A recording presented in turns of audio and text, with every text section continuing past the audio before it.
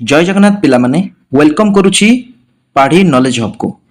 तो पिला माने वर्तमान समस्त बीएड करिथिबा एवं पीजी करिथिबा छात्र छात्री को पई एक बड़ खबर आसी पहुंची बड़ अपडेट पहुंची ओपीएससी आ एसएसबी पीजीटी आसीबा को चाहूची।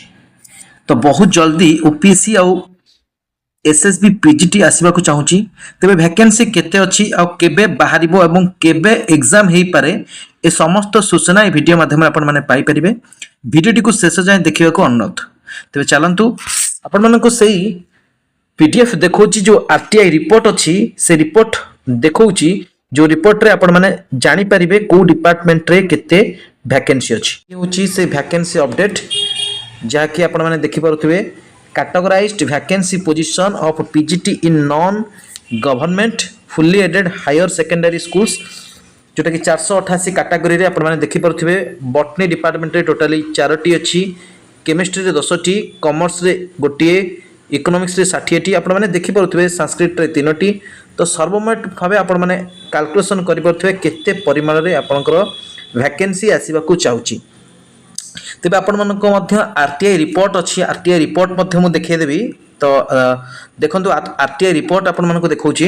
ये होची से आरटीआई रिपोर्ट जो आरटीआई रिपोर्ट रे जना पड़िछि कि with reference to your RTI applications above on the subject of vacancies SSB PGT.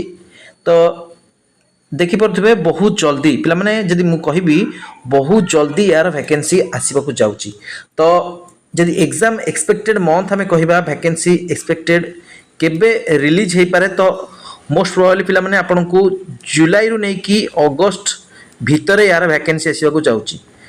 जदि जुलाई रु अगस्त भितर पिला माने वैकेंसी आसिला मोस्ट प्रोबेबली एग्जाम आपण माने धरि कि चलंतु यार 3 मंथ देखिबा पाखापाखि अक्टोबर आड़ को तुमरो एग्जाम पिला माने हे पारे। अक्टोबर आड़ को तुमरो एग्जाम पिला माने हे पारे। समस्त अक्टोबर नवेम्बर आड़ को मोस्ट प्रोबेबली एग्जाम हे पारे जदि ठीक ठाक प्रोसीजर रे चलिला, नहले आपनकर आउरी डिले मध्य हे पारे।